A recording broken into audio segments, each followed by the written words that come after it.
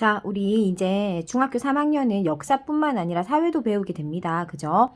자, 사회에서 우리가 이제 배우게 될 내용은 사회 문화적인 전체적인 내용과 그 다음 경제적인 부분들, 경제에 관련된 부분들 배우게 될 겁니다. 자, 오늘 사회 첫 시간입니다. 자, 인권의 의미와 인권의 보장에 대해서 배워볼 건데요.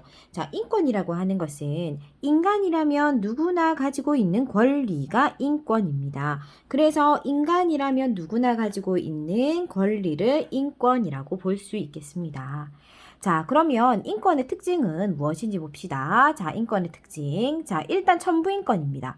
천부인권이라는 건 뭐냐면 하늘로부터, 하늘 천자거든요. 하늘로부터 부여받은 인권이다. 그러니까 엄마 뱃속에서 내가 응애 하고 태어나는 순간 내가 인간이니까 그냥 누구한테 내가 달라고 한 것도 아니고 누가 자, 너 이제 인권 있어 라고 준 것도 아니야. 그냥 내가 응애 하고 태어나는 순간, 인간으로 태어나는 순간 그냥 기본적으로 내가 인간이기 때문에 가지고 태어난 거야.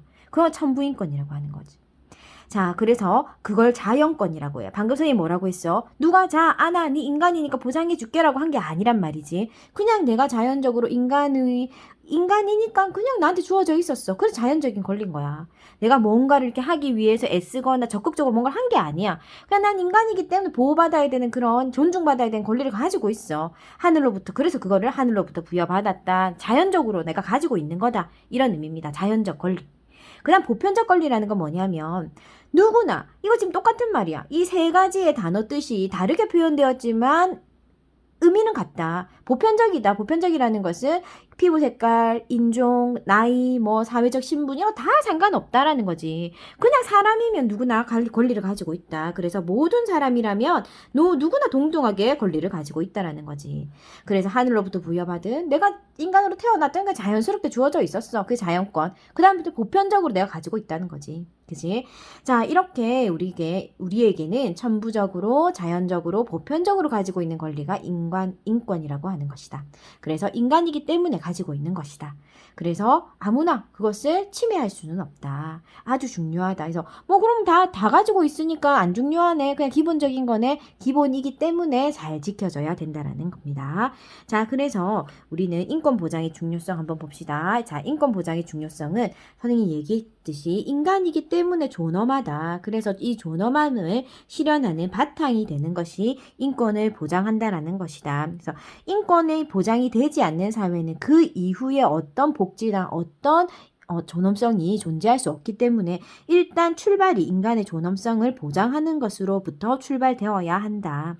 그러면 이 인권은 애초부터 처음부터 다 보장되었느냐? 그건 아니겠지, 그지? 왜냐하면 우리가 세계사 시간에 배웠듯이 노예도 존재했었고 신분사회가 존재했었기 때문에 무조건적으로 보장받았던 시절은 아니었어. 그러니까 근대 이전으로 보면 노예라든지 이런 사람들은 대접을 받지 못했겠지. 자, 그런데 근대에서 시민혁명이라고 하는 사건이 일어나게 된다. 그래서 이 시민혁명을 통해서 일반적인 사람들은 대부분 인권을 보장받게 되겠지. 하지만 여전히 여기서 기억해야 할 것은 한계점은 있었다. 어떤 한계점이 있었지?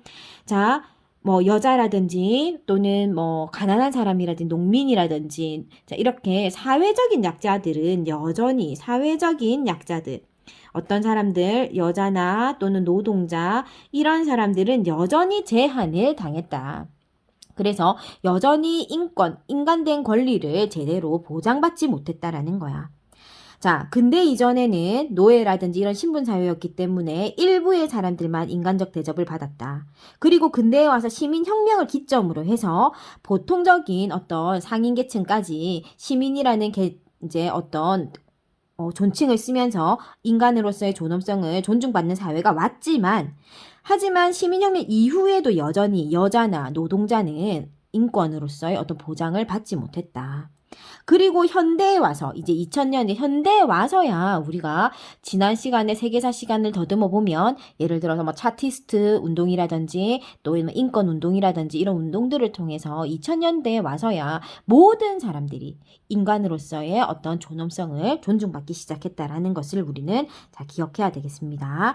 자, 그다음에 이제 그러면 이 인권을 우리는 어떻게 보호하고 있는지 한번 봅시다. 자, 인권은 우리가 법률로서 보호하고 있습니다. 자, 법률로 법률로서 보호하고 있다. 자, 그러면 인권과 헌법과의 관계 한번 봅시다. 헌법이 우리나라 최고의 법이죠. 그죠? 그래서 이 최고의 법에 기재되어 있습니다.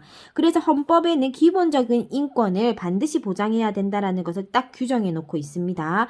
그래서 인권을 침해할 수 있는 권리는 어떤 것을 규정할 수가 없어. 그러니까 그냥 헌법의 기본적으로 지금 자료를 한번 살펴보면은요. 자, 10조에 국가는 개인이 가지는 불가침의 기본적 인권을 확인하고 이를 보장해야 된다라고 했거든. 그렇기 때문에 이런 추상적인 어떤 내용들을 좀 보장하기 위해서 구체적으로 법률에서 어떻게 인권을 보호하겠다라고 제시하고 있을 거야. 이렇게 인권을 어떻게 침해하는 법률을 만들어질 수가 없어. 왜냐하면 이미 헌법에서 인권은 보장되어야 한다라고 쫙 제시되어져 있기 때문입니다. 그죠? 자, 그래서 이제 우리나라 헌법이나 이런 인권들은 절대로 불가침성, 절대로 침해받아서는 안 된다. 그래서 반드시 국가가 법률로서, 헌법으로서 보장하고 있다라고 얘기할 수 있겠습니다. 자, 이렇게 첫 시간에서는 인권이 무엇인지, 인권의 역사는 어떻게 발전해 왔는지, 또 인권은 헌법에서 딱 명시하고 있다라고 하는 것을 우리가 한번 살펴봤고요.